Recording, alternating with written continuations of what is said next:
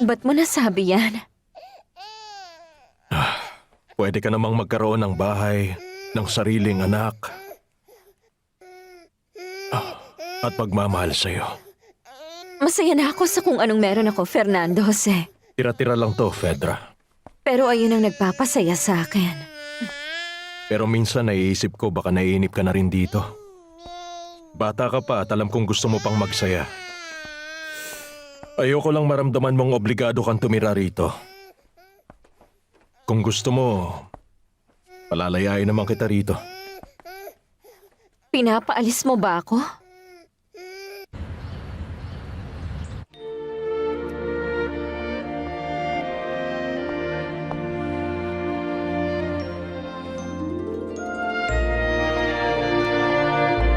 Nagustuhan mo ba yung damit? Sobra, Natalia. Anong itsura ko? Napakaganda mo ngayon. Alam mo, ang galing ni Alex pumili. Pwede kang maging isang singer, artista, o kahit model pa. Salamat, Natalia. Gusto niyo po ng kape, Senyorita Natalia? Siya na lang, Socorrito. Tsaka si Paloma rin. Sige po, Senyorita.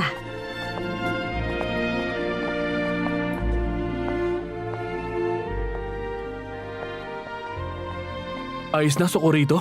Sandali na lang, Senyor. Sabi ni Senyorita Natalia, maghanda na raw kayo at malapit na po.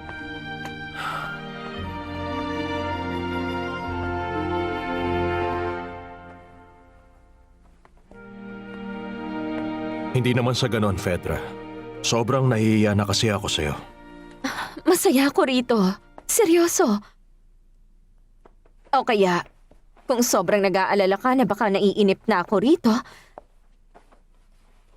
ito na siguro yung tamang pagkakataon para ayain akong lumabas. Birthday ko na sa susunod na araw, kaya sana ilabas mo naman ako. Siyempre naman, Fedra. Lalabas tayo. Pero hindi sa susunod na araw. Tara, mag-dinner tayo mamayang gabi. Yang si Senyorita Fedra, sigurado ako may pinaplano siya. Bakit mo naman nasabi yan? Ay, ewan ko ba? Parang binibihag niya na si Senyor Fernando Jose. Tingin mo ba nakalimutan na niya yung asawa Ay, niya? hindi ko alam sa kanya. Pero may kasabihan, pag may tiyaga, merong nilaga. Yang si Fedra, nakatutok siya masyado sa tatay ni Erika. Ay, pero ikaw naman, kumusta ka na? Nagkita na kayo? Oo, kinausap niya si Mama. At ano namang sinabi niya? Gusto niyang ituloy yung relasyon namin at gusto niya raw akong pakasalan. Ay, buo na talaga ang loob ni Beto. Pero sinabi ni Mama hindi raw ako pakakasalan nun. Ginagamit lang daw ako nun para makahingi ng pera. Ay, wag mo siya masyadong pakinggan. Gusto niya maging miserable ka. Pag mag-isa ka, makokontrol ka niya. Sana nga hindi ako lokohin ni Beto at sana makasal kami agad.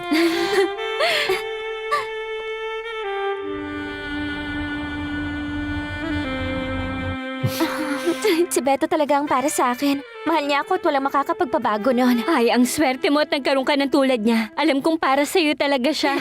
Tama ka dyan, Alcira. Ang lungkot ng buhay ko bago ko siya nakilala. Pero ngayon, ako na yata ang pinakamasaya. Yung pagmamahal niya ang lakas ko para harapin si Mama. Kahit ano pang gawin ni Mama, si Beto lang ang mamahalin ko. Ayan, ganyan lang dapat.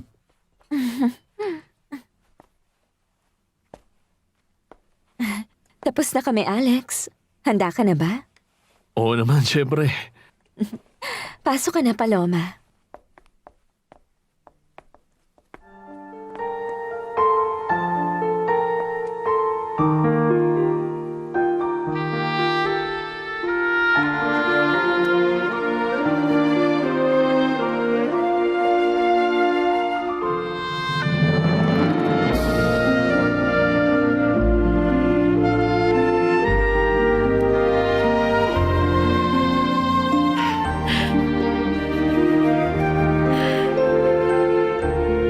Alam mo ba kung gaano ka kaganda? Tinitingnan ko ang sarili ko pero parang hindi ako ito. Nagustuhan mo ba kung ano yung nakikita mo? Oo. Kunti na lang at malapit ka na makilala ng maraming tao. Ay, kinakabahan ako. Wala kang dapat ikatakot. May dalawang bagay na susuporta sa'yo. Yung ganda mo at ako. Wala si Lucy, nanood siya ng sine. Siya lang? Siya lang. Walang gustong sumama sa kanya eh. Sana ako na lang ang niyaya niya. Ayain mo siya sa susunod. Sayang wala siya. Siya yung kakwentuhan ko palagi tungkol kay Fedre.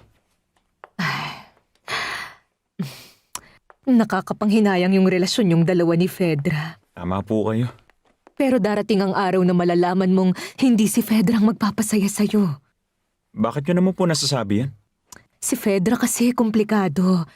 Ikaw naman simple lang at totoo. Ang karapat dapat sa'yo yung babaeng maalaga. Yung marunong sa gawaing bahay at pati sa bata. Sige po. Mauna na po ako, tita. Magandang tanghali po. Magandang tanghali rin.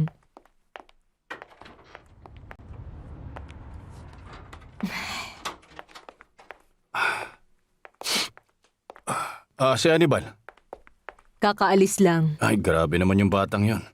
Iniwan na nga siya ni Fedra. Nagpunta pa rin dito. Hindi niya na maiwan ang pamilyang to. Pinag-uusapan nila ni Lucy si Fedra.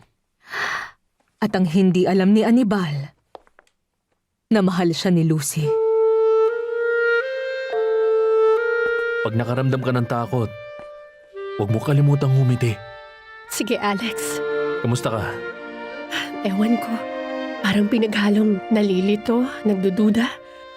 May takot. At saya. Masaya? Kita mo? Ngayon, nakaakyat ka na ng isang hakbang. Paano pa kaya pag nasa tuktok ka na? Siguro, malulungkot ako. Hindi. Nandito lang ako para sa'yo. Sabihin nating aabutin ang lahat ng pangarap natin.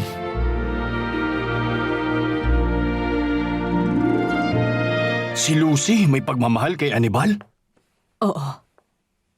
Kawawa kasi nasasaktan siya pero si Hannibal walang alam.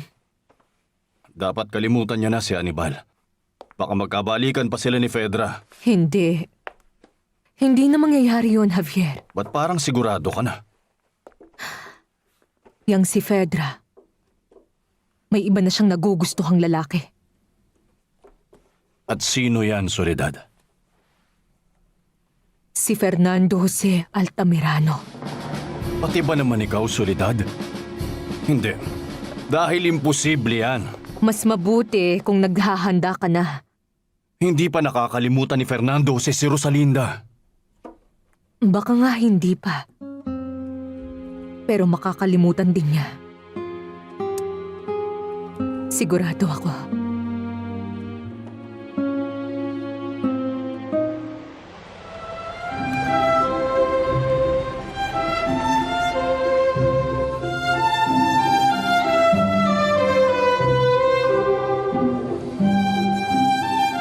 Sa birthday ko, iimbitahin mo ba ako ulit lumabas? Siyempre naman.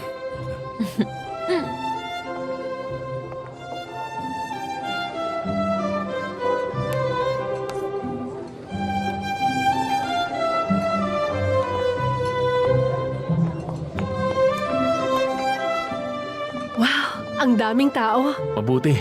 Mas marami makakakita sa ganda mo.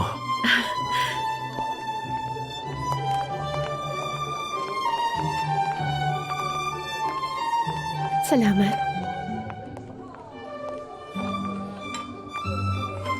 Order niyo po? 2 martinis, please.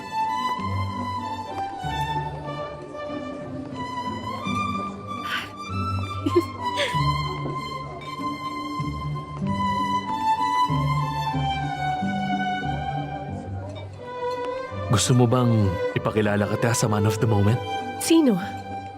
Yung lalaking yun. Sikat na pianist siya. Si Fernando Jose Altamirano.